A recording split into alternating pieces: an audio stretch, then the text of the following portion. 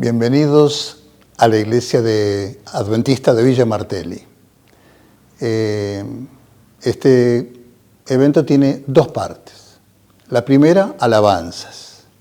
En la segunda vamos a tener el tema Nacer de nuevo.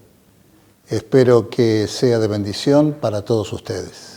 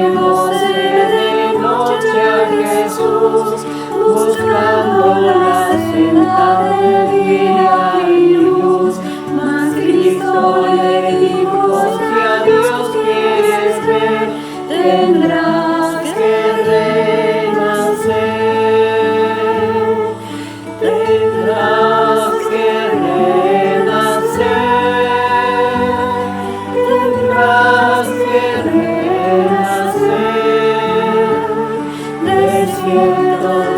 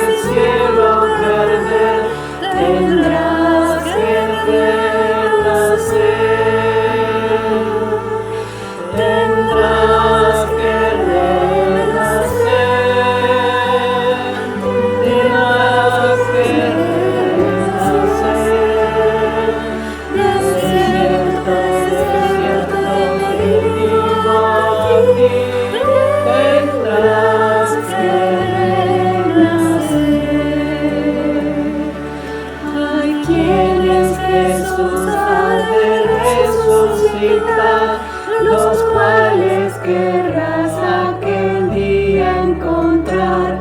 Pues este mensaje hoy debes creer, tendrás que renacer,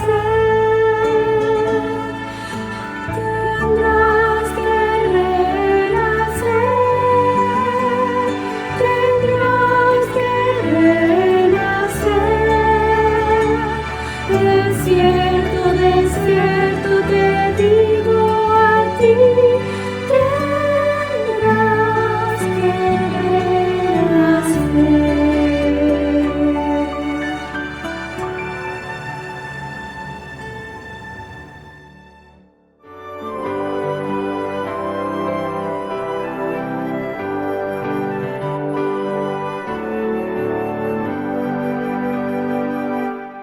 Gran gozo hay en mi alma hoy, Jesús conmigo está.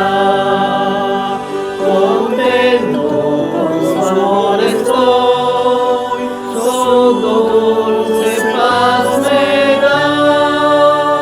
Brilla el sol de Cristo en mi alma, cada día hoy feliz así. Su faz sonriente al contemplar, cuánto gozo siento en mí. En mi alma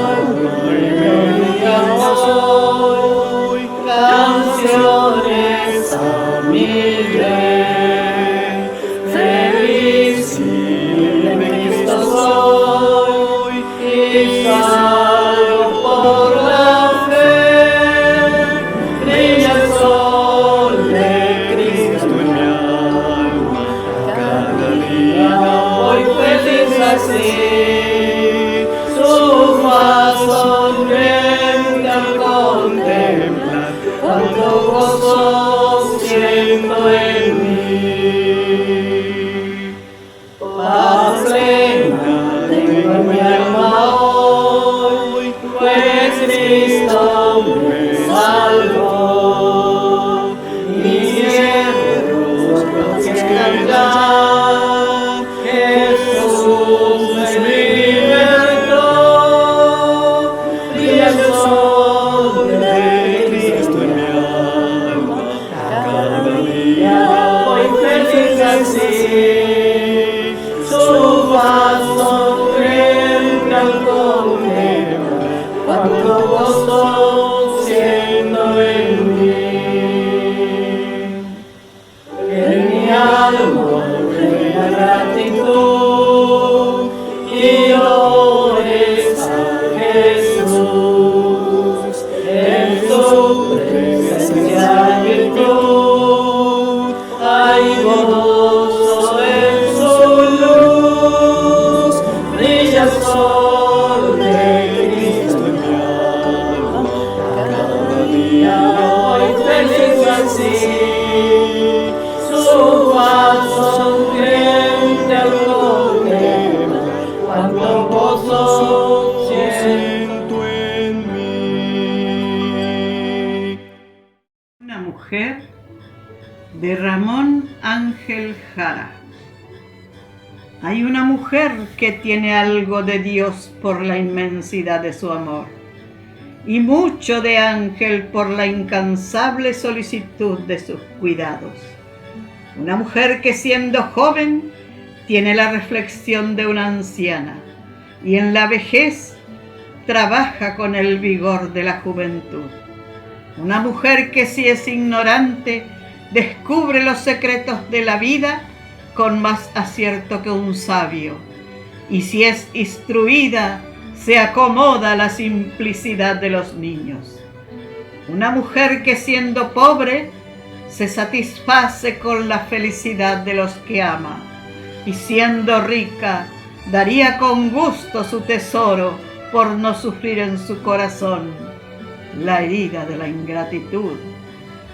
Una mujer que siendo vigorosa se estremece con el vagido de un niño y siendo débil se reviste a veces con la bravura del león.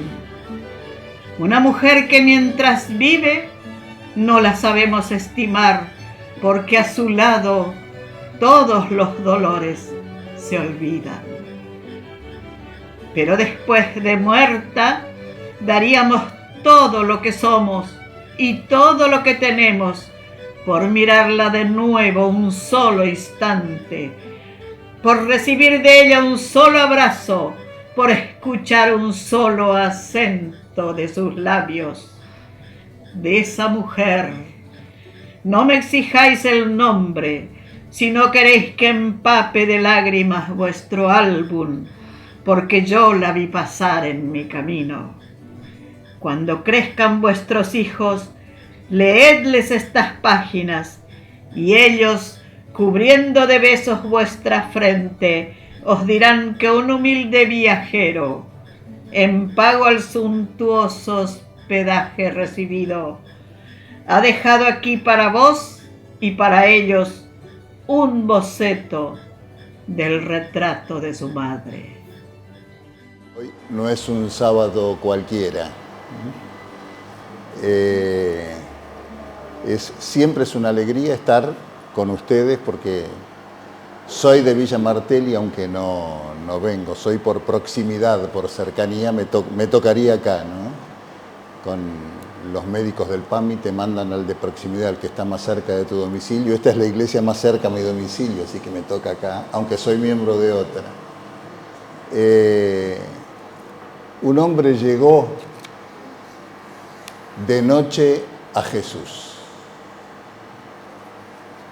Se llamaba Nicodemo, raro nombre para un judío, porque era un nombre griego. Aquí en Argentina hay una ley que no permite poner determinados nombres a los niños que nacen. Antes por lo menos no se podían poner nombres extranjeros, creo ahora se liberó un poco. Por eso si ustedes escuchan que un muchacho se llama Washington, Lincoln, o viene de Venezuela o viene de Uruguay. En Uruguay está lleno de Walter Washington, Lincoln, presidentes americanos, nombres extraños en una tierra donde nos llamamos más Atahualpa de repente, ¿no? Nahuel. Nicodemo tenía un nombre raro para ser judío y para ser quien era. No era un judío cualquiera, tenía un nombre griego, Nicodemo, la victoria del pueblo. No era un momento cualquiera tampoco en la historia de la nación judía, era un momento de grietas, no de una grieta, de grietas. Había grietas teológicas, religiosas, y había grietas políticas. Estaban dominados por los romanos y entre los judíos estaban los pro-Roma y los pro-liberación. Los pro-Roma se llamaban a sí mismos los herodianos. Los pro-liberación eran los sediciosos, los celotes que andaban armados porque propiciaban la lucha armada. En el terreno religioso, los fariseos, estrictos según las normas judías, por un lado. Del otro lado de la grieta, los saduceos, que tenían una teología completamente diferente, ni siquiera creían en la resurrección. Grietas políticas, grietas religiosas. Por eso es que este hombre importante, dice el capítulo 3 del Evangelio según San Juan, en el primer versículo, había un hombre de los fariseos que se llamaba Nicodemo, un principal entre los judíos. Había que cuidarse. Uno tenía que tener cuidado con quien se reunía, con quien hablaba, no sea cosa que de un lado de la grieta viniera la crítica que nos pusiera en entredicho. Así que este hombre, Nicodemo, dice el versículo 2, San Juan 3, 2, fue a Jesús de noche. Quería verlo, pero que nadie lo viera a él consultándolo a Jesús. Este hombre raro, fuera de la grieta, porque no estaba a favor de los fariseos ni de los saduceos. De última, les repartía a ambos por igual. No estaba con los herodianos ni con los celotes, pero tenía celotes dentro de sus filas. Entre sus discípulos había celotes armados. Y si no lo recuerdan o les sorprende que yo le diga esto, lean los evangelios y acuérdense que en algún momento alguno de los discípulos sacó el arma de entre sus y la utilizó. Había más de un celote, más de uno de ellos andaban armados. Y este hombre va de noche y le dice a Jesús, Rabí, en hebreo, maestro. Le habla con mucho respeto para ser un fariseo a quien Jesús había atacado de manera tan clara y directa, aunque no a las personas, a su manera de pensar y de creer. Y le dice, Rabí, sabemos que has venido de Dios como maestro, porque nadie puede hacer estas señales que tú haces si no está Dios con él. No le dijo, sabemos que has venido de Dios por el mensaje que traes, sino que le dijo, tu testimonio es irreprochable. No estoy hablando de lo que enseñas, aunque te estoy reconociendo como maestro, pero tus actos muestran a Dios en tu vida. Por eso, quiero hacerte una pregunta. Dijo, estamos pasando acá, sí, lo tenemos aquí.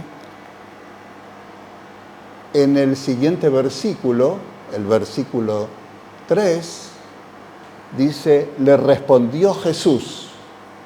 Pero en el versículo 2, Nicodemo no hizo ninguna pregunta. Leen ustedes en el versículo 2 que Nicodemo preguntara, no preguntó.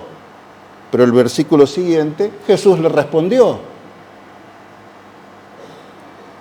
No preguntó a viva voz, pero él iba con una pregunta. Y el que había venido de Dios leía su corazón y sabía la pregunta. Por eso es que le respondió. Y le respondió diciendo, versículo 3, de cierto te digo, que el que no naciere de nuevo no puede ver el reino de Dios. Nicodemo no le dice, ¿cómo sabes cuál iba a ser mi pregunta?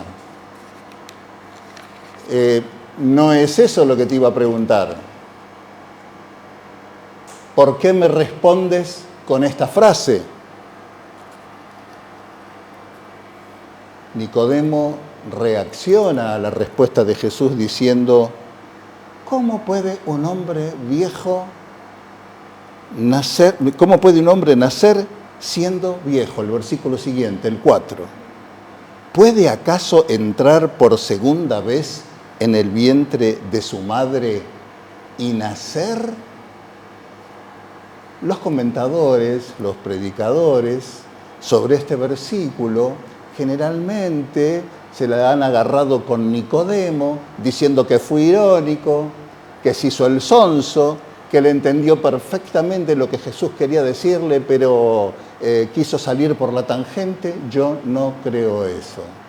Creo que Nicodemo no entendió. Creo que fue sincero. Creo que la respuesta de Jesús a la pregunta que él traía lo dejó descolocado, que realmente no entendió, porque él venía de una religión de ritos, normas, cumplimientos, y estaba esperando una revelación de qué tenía que hacer, cuál rito, cuál ritual, de qué manera, por el lado de los fariseos, por el lado de los saduceos, por otro nuevo. Y cuando Jesús le dice, tienes que nacer de nuevo, el hombre queda descolocado, no entiende qué es nacer de nuevo. ¿Y tú entiendes qué es nacer de nuevo? En el versículo Juan 3, del 5 al 7, respondió Jesús, de cierto te digo que el que no naciere de agua y de espíritu, no puede entrar en el reino de Dios. Lo que es nacido de la carne, carne es. Y lo que es nacido del espíritu, espíritu es. No te maravilles entonces de que te dije, os es necesario nacer de nuevo. Por una de esas grandes casualidades, ¿alguien cumple años hoy? Capaz que teníamos suerte y había uno. No, así que nadie nació en un 10 de marzo. ¿Alguien cumplió la semana pasada? ¿Alguien cumple en marzo? Bueno, ¿qué día de marzo? El 20 de marzo nació Javier. 20 de marzo nació. Nació, dice Jesús en la explicación, de la carne. Nació físicamente, un nuevo ser humano. Nació de la carne. Todos nacemos algún día y en algún lugar. En Buenos Aires, en Quilmes, ni siquiera Buenos Aires, Quilmes. En Montevideo, escuché Hungría, Budapest. ¿Dónde?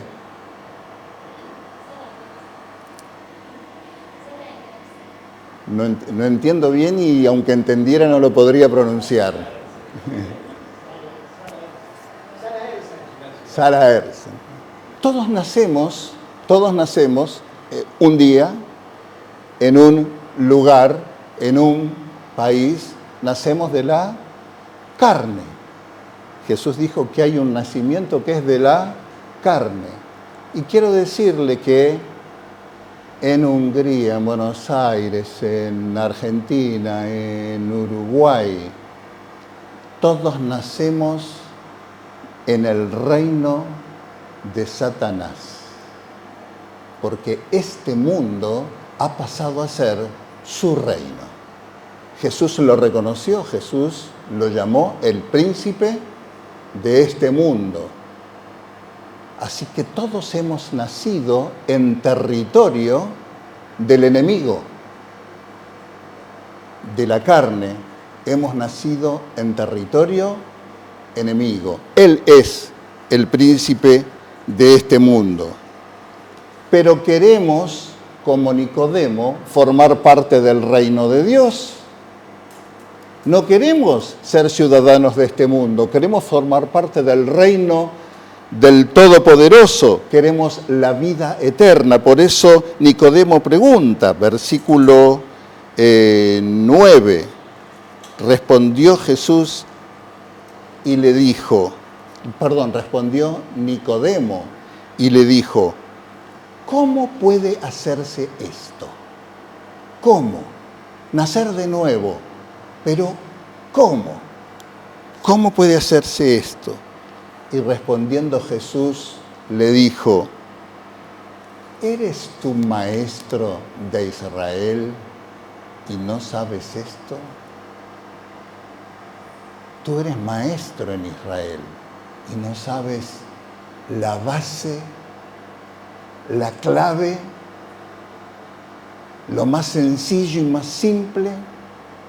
¿Será que nosotros, maestros de escuela sabática y maestros de Israel, nos hemos enredado en tantos conceptos que hemos perdido de vista la noción simple y sencilla del Evangelio? El tiempo pasó rapidísimo, pero tengo una tentación. Cada vez que leo este versículo, me acuerdo de una broma que cuando estudiaba teología en la facultad en Puigari, llegó un alumno que era, él venía de otra denominación, evangélico, no recuerdo, era luterano, y habían hecho un intercambio y él vino a estudiar. Y era bastante pícaro y bastante osado. Nosotros le teníamos medio como que miedo a los profesores, pero él no, venía de otra cultura académica. Nosotros teníamos clase con un profesor en el aula y ese profesor iba llenando el pizarrón con versículos. A medida que iba dando su tema, iba poniendo Jeremías 4:25, Oseas 3:18, iba anotando, iba dando su clase. Cuando él se iba, venía a la misma aula otro profesor que nos daba la siguiente materia, que no voy a decir el nombre, pero ay, se me escapó tu nombre de pila ahora, pero lo conoce porque capaz que es hasta pariente. Se llama David. Venía David a darnos clase y David tiene un conocimiento, porque todavía jubilado, él sigue, tiene un conocimiento bíblico impresionante, se sabía entonces llegaba, miraba los versículos en el pizarrón y decía, habéis estado estudiando sobre tal tema, porque Jeremías 15:18 dice, y repetía el versículo, 1 Samuel 2:8 dice, y repetía el versículo, y así nos daba, con los 7 u 8 versículos del pizarrón, nos daba muestras de su erudición, que era interesante, porque todos decíamos, wow, qué lindo poder aprenderse la Biblia así. Todas las clases él llegaba y repasaba los versículos de memoria. Un día llega Merdache, era el nombre de este muchacho, corriendo y dice, se pone a borrar el pizarrón y dice, no lo borres, no lo borres. Decían, deja que cuando llegue el siguiente profesor va a decir los versículos de memoria, no le va a gustar que se lo borres. Entonces dice, no, esperen. Y agarró y escribió 2 versículos, solo 2. Entra el profesor y los mira a los 2 versículos. No tiene nada que ver esto con el sermón, pero me acuerdo siempre cuando leo este versículo y ustedes se lo van a acordar. Mira los 2 versículos y queda choqueado, no le salían, no los tenía. Entonces empieza a disimular, ¿no?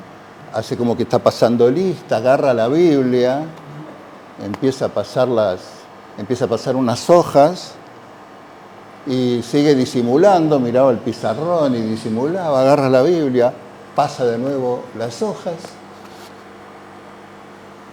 Dice, parece que hay un bromista en la clase. El primer versículo era, supongamos, Mateo 29:3, no existe, hay hasta 28. ¿No? Así que el primero, imposible que lo sacara. Y él buscó el segundo, y el segundo decía, ¿y eres tú maestro en Israel y no sabías esto?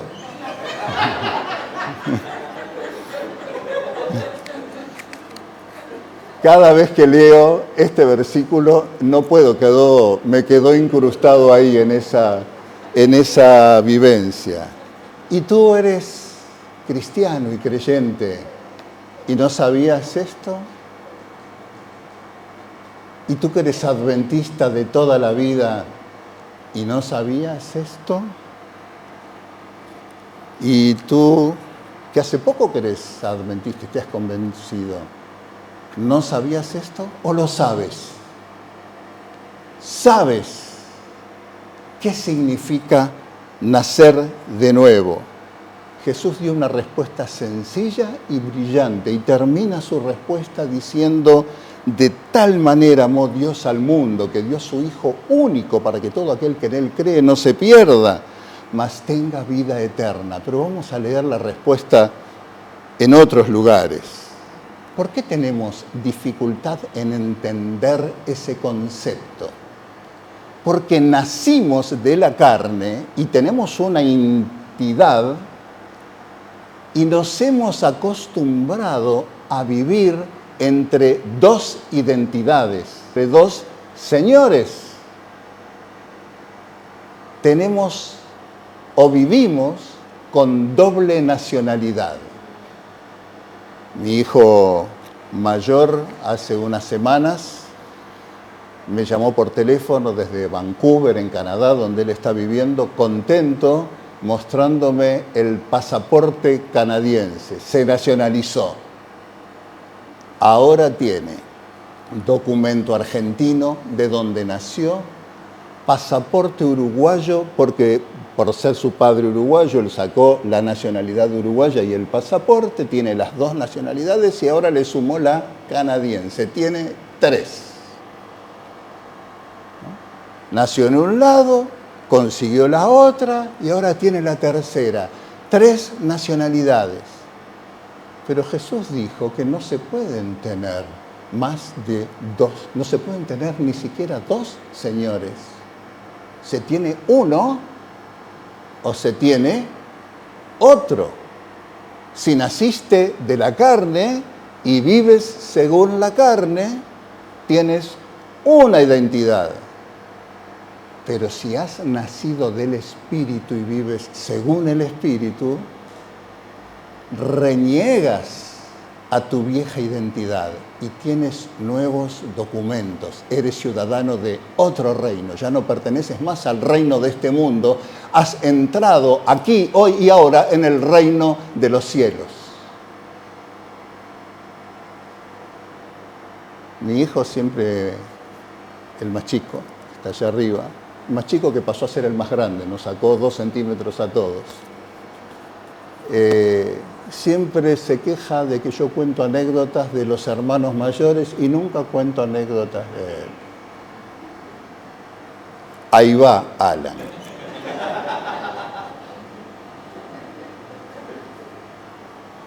Por sus hermanos mayores que eran hinchas de River, cuando nos vinimos a vivir a Argentina, él dijo, yo soy de River. Es más, sintió alguna presión del hermano que lo sigue en edad, sintió alguna presión para que fuera de River, ¿no? De River. Hasta creo que le regaló una camiseta en alguna vez, una camiseta usada, pero él recibió cierta presión para ser de River. Un día llega un amigo mío, que es fanático de Boca, a casa, y viene a casa y le pregunta, ¿y Alan, de qué cuadro sos? Y él le dice, de River. Dice, no, de River, no. Dice, pero vos tenés que ser de Boca. Ahí quedó el tema. Mi amigo se fue, estaba haciendo trámites en la ciudad. A la noche vuelve a casa con una cajita con la camiseta oficial de Boca. Se gastó, cuestan plata, ¿eh? No solo las de Boca, las de River, todas, no es que porque sea de Boca cuesta más caro. Vino con la camiseta oficial de Boca. Le dice, encontré este, te lo traje para vos, a ver qué te parece. Saca, la verdad es que una camiseta nueva, oficial, son lindas, ¿no? No son truchas compradas en un... Son lindas camisetas, la tela, la textura, todo. Y dice, a ver, probátela. Él se la puso, se miró en el espejo. Y dice, ¡oh! Estaba contento con la camiseta. Y fue, gracias. Le dijo, gracias, tío, gracias. Le dice, bueno, ahora sos de Boca.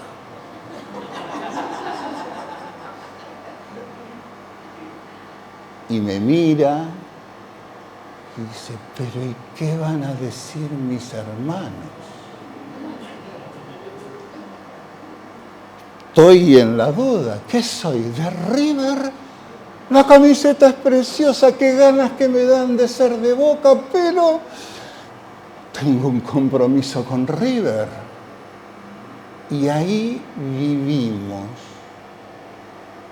nacimos de la carne en este mundo y tenemos tatuada la camiseta del enemigo. Y tanto hemos vivido en esta miseria y esta oscuridad que hasta nos acostumbramos, y cuando la luz nos encandila, preferimos quedarnos acá. Sí, yo quiero el reino de los cielos, pero no me saques esta comodidad. No me cambies todo. Sí, si me pongo a pensar, esto es horrible, pero me acostumbré. Y hay cosas que hasta empezaron a gustarme.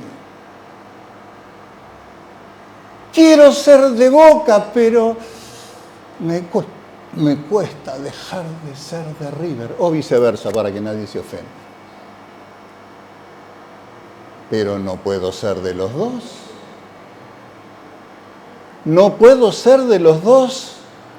Jesús dijo que no puedo tener dos señores. O soy del enemigo o estoy con él. O estoy con Dios o estoy con Mamón. O tengo puesta una camiseta o tengo la otra. No puedo estar a mitad de camino ni llevar una arriba de la otra, que es lo que solemos hacer.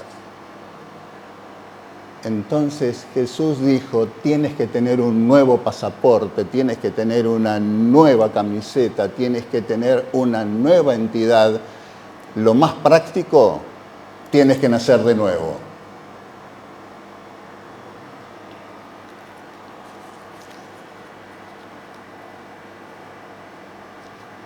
Primera de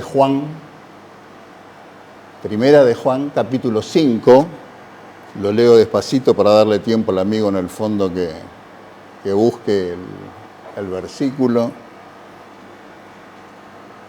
Todo aquel que cree que Jesús es el Cristo, es nacido de Dios. Y todo aquel que ama al que engendró, ama también al que ha sido engendrado por él. ¿Cómo eres nacido de Dios? ¿Cómo naces de Dios? Creyendo en Jesús, creyendo en el Cristo. El Cristo es el Mesías, el ungido de Dios. Creer. Este nuevo nacimiento pasa por lo que tú crees. Primera de Juan 5:4, el versículo más adelante. Porque todo lo que es nacido de Dios vence al mundo. El nacimiento nuevo vence al anterior. El nuevo pasaporte sustituye al otro. Y esta es la victoria que ha vencido al mundo, nuestra fe. Nacer de nuevo tiene que ver con lo que creemos. Nacer de nuevo tiene que ver con nuestra fe. Primera de Corintios 5:17, el versículo que me recordó Javier hace un ratito. De modo que si alguno está en Cristo, nueva criatura es. Las cosas viejas pasaron y aquí todas son hechas nuevas. Nacer de nuevo tiene que ver con creer en Jesús. Nacer de nuevo tiene que ver con fe. Nacer de nuevo tiene que ver con estar en y con Cristo, haciendo que todo sea nuevo en nuestra vida. Y Santiago 1, el versículo 18. Él, de su voluntad, nos hizo nacer por la palabra de verdad, para que seamos primicias de sus criaturas.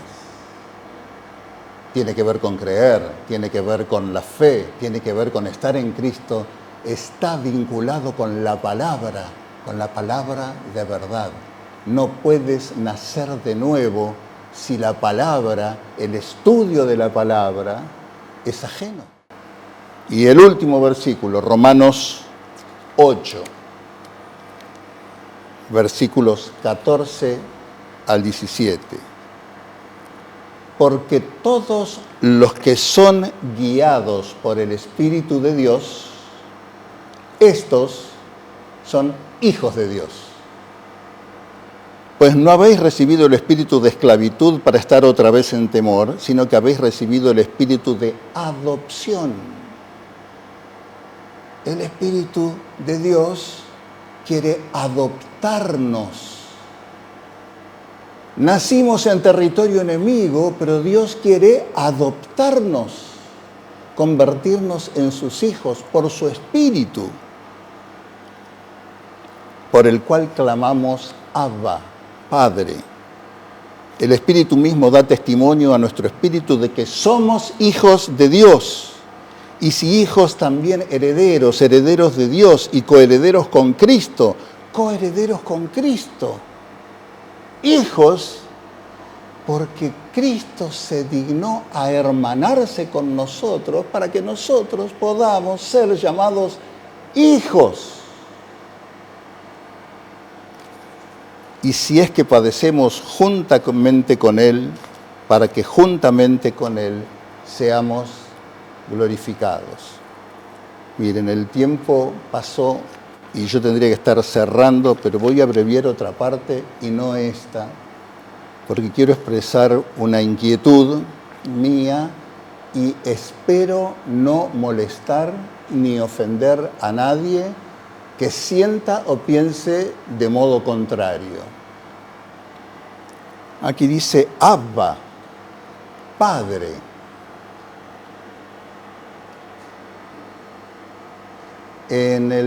A fines del siglo XIX, un escritor pentecostal, comentando la Biblia, dijo, sin ningún fundamento lingüístico, que Abba es un diminutivo de padre, que es lo mismo que decir papi o papito. En realidad, Abba es un término arameo que quiere decir padre, respetuosamente padre. Y en el texto original, el escritor Pablo utiliza el término arameo que entienden sus lectores y el término griego que es en el que está escribiendo la carta, las dos veces un respetuoso padre. Respetuoso padre. No existen los diminutivos en el idioma hebreo, como existen en castellano. Nosotros decimos gato, gatito, perro, perrito, papá, papito. No existen en el hebreo ni en el arameo, como no existen, por ejemplo, en el inglés. Salvo raras excepciones, en idiomas como el inglés no existe el diminutivo. Un perro chiquito se dice little dog. Little o tiny se dice pequeño, pequeñito, perro. Todo así, no existen los diminutivos, tampoco en el hebreo. Por lo tanto, esto que popularizó este comentarista pentecostal hace más de un siglo no se condice con la realidad lingüística ni con lo que dice el texto. Los hebreos eran tan respetuosos cuando pronunciaban el nombre de Dios, que lejos estaba de ellos utilizar un diminutivo cariñoso. Más que un diminutivo cariñoso, buscaban un superlativo grandioso, porque así lo veían a Dios.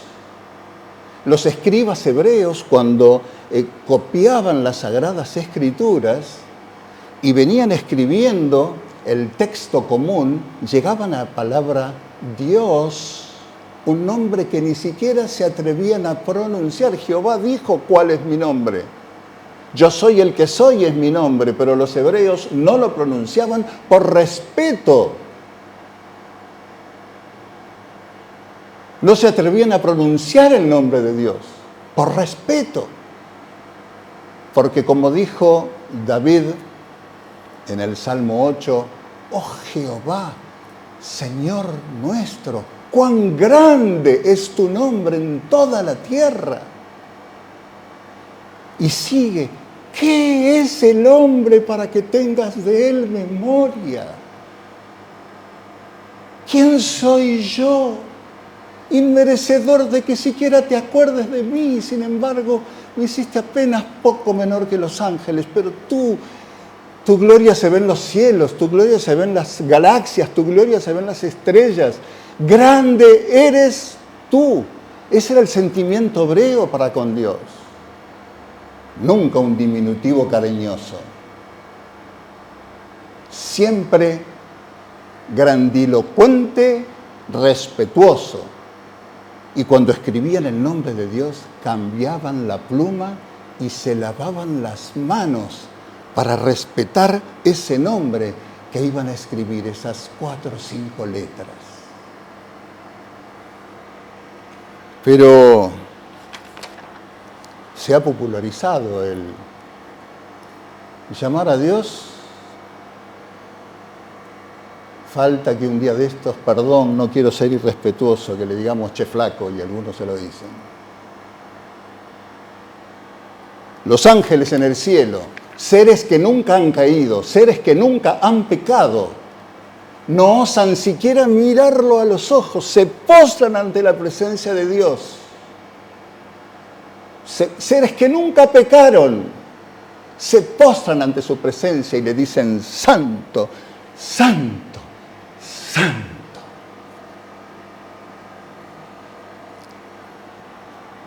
Por eso, cuando oramos el Padre Nuestro, Jesús nos dijo, cuando oréis, oraréis así, Padre, Padre, respetuosamente Padre nuestro. ¿Quién dijo que digamos Padre Nuestro? Jesús. Él es el Hijo. Él es el Hijo. Y por su sacrificio que terminó en la cruz, pero comenzó el día en la eternidad que se decidió hacerse uno con nosotros, los seres humanos. Ese es el verdadero sacrificio por la eternidad. Se hermanó con nosotros. Y por eso podemos ir a la presencia del Padre y presentarnos al trono de la gracia diciéndole, Padre nuestro, mío y de Jesús. O de Jesús y por eso también mío. Porque es en Cristo, el que cree en Cristo, guiado por su Espíritu, el que es adoptado como hijo de Dios. Nacidos en esta tierra, en un mundo de tinieblas, corrompidos por el pecado, pecadores de motu propio, pero escondidos detrás de Jesús. Padre nuestro, aquí estoy detrás de Jesús, agarrado de Él, escondido en Él, temeroso ante tu presencia, con confianza, pero no confianzudos. Entonces, ¿quiénes somos? ¿Sabes quién eres? ¿Sabes quién eres? Si has nacido de nuevo, eres príncipe, porque eres hijo del rey. Si has nacido de nuevo.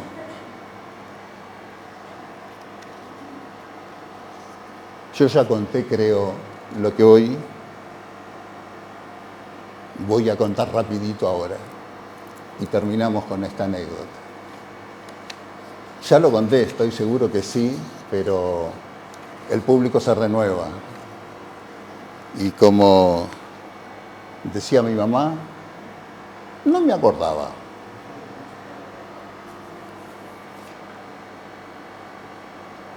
Yo trabajaba junto con el pastor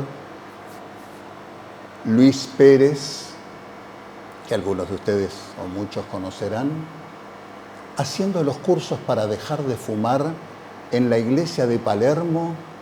Comenzamos el primer curso con él en ese lugar, 1979. Y trabajé 17 años allí, no los 17 con Luis. Se llenaba la iglesia de Palermo. Se hicieron populares esos cursos. Se llenaba abajo, arriba y sillas en los pasillos. Venía mucha gente, gente importante. Después hacíamos los cursos del estrés. Un día, habiendo terminado un curso de control del estrés, me voy a despedir del pastor que estaba en la piecita pastoral y veo que está sentado hablando con una persona. Y le digo, ay, perdón, no sabía que estabas ocupado, quería despedirme, estoy yendo. No, pasa, quiero que participes de esta conversación. Así que yo entré, me senté y me dijo, te presento, y yo le voy a cambiar el nombre, al general José González. Mucho gusto. Dice, el general me está contando de su accionar en la guerra contra la subversión. Vamos a escucharlo. Y el general, de detalles estremecedores de su lucha contra la subversión y su participación en el exterminio de los subversivos. Y él decía, yo sé que la Biblia dice, la ley de Dios dice que no hay que matar. Yo sé que eso está mal. Y el pastor trataba de guiarlo a una situación de arrepentimiento y le decía, bueno, general González, usted tiene que arrepentirse delante de Dios. Y él decía, sí, estuve mal, pero yo no lo hice porque quería. Lo hice para defender al occidente cristiano del ateísmo comunista. Lo hice en el nombre de Dios. Wow. Bueno, entonces, decía el pastor, yo todo el tiempo callado porque no se me ocurría palabra, ni era el momento. El pastor decía, bueno, general, entonces no sé qué usted espera de mí. Y bueno, yo espero que usted como pastor me escuche y me entienda.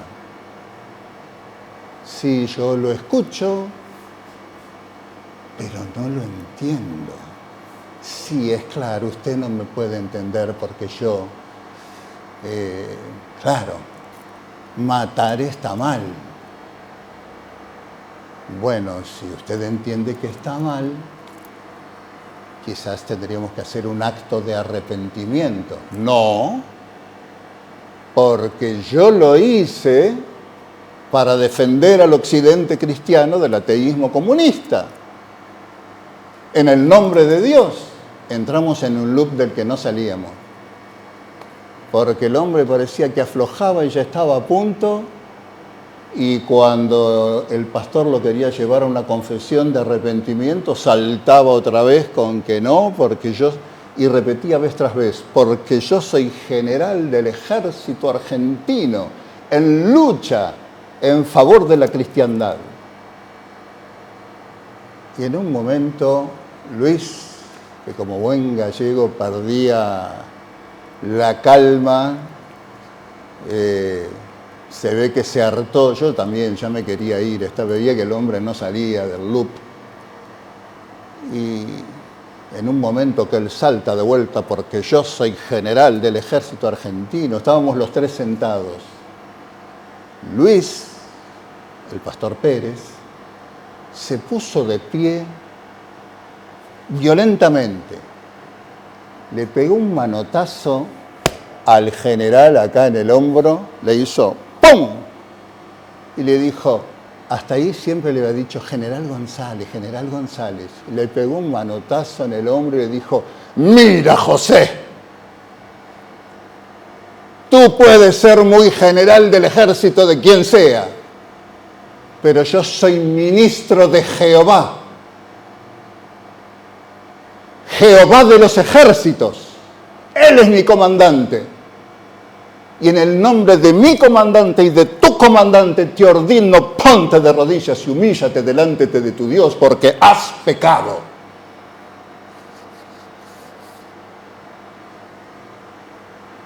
El hombre cayó de rodillas, temblando, llorando, quebrado, pidiéndole perdón a Dios.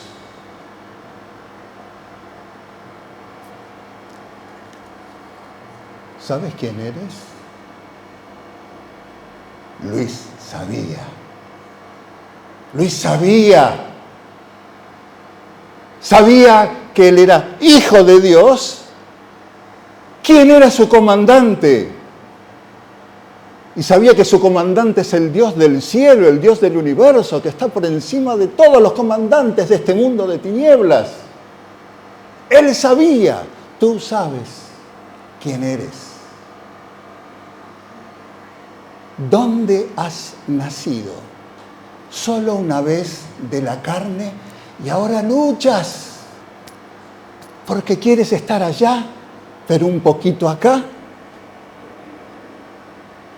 ¿O estás dispuesto a nacer de nuevo? Si estás dispuesto a nacer de nuevo, te voy a decir el final de Nicodemo. Todos los discípulos abandonaron a Jesús al pie de la cruz. Todas las personas que él había sanado gritaron, crucifícale. El ejército romano estaba ahí cumpliendo con la sentencia. Los sacerdotes que oficiaban en el templo, la figura que lo representaba, se burlaban y mofaban de él ahora. Hasta los ladrones que estaban con él en la cruz, en un momento se burlaron y se rieron de él en medio de su agonía. Solo tres mujeres, y las tres se llamaban María. Estaban al pie de la cruz, resistiendo el embate de todas las fuerzas que querían destruirlo. Los demonios, dice Elena de White, todos los demonios juntos estaban al lado de la cruz, enardecidos y enardeciendo a la multitud. No era momento para decir, yo soy cristiano. No lo hizo Pedro, aunque lo había prometido. Huyó. Pero ¿sabes? ¿Recuerdas cuando Jesús muere y lo van a bajar de la cruz? ¿Quién fue el que lo bajó? Se llamaba Nicodemo y José de Arimatea. No necesitó las sombras de la noche. Había nacido de nuevo. Y como en esta semana fue el Día Internacional de la Mujer, un reconocimiento especial para esas tres Marías, que fueron las únicas valientes al pie de la cruz. Esas tres madres de Israel. Gracias a Dios por las madres de Israel y porque nos ha hecho distintos a los hombres de las mujeres. Porque hay un sexo que puede parir, puede amamantar, puede criar, puede educar con mucho mayor fortaleza, divina fortaleza, que la que tenemos nosotros los varones, el sexo débil. ¿Cuál es el título de este sermón? Nacer de nuevo. Oramos. Padre Celestial, Padre nuestro, gracias a Jesús, gracias por este momento que pudimos compartir en tu casa, en tu día. Y ahora al salir de este lugar te pedimos, Señor, que tú estés siempre con nosotros. Eso es así, pero te pedimos que nosotros estemos siempre contigo.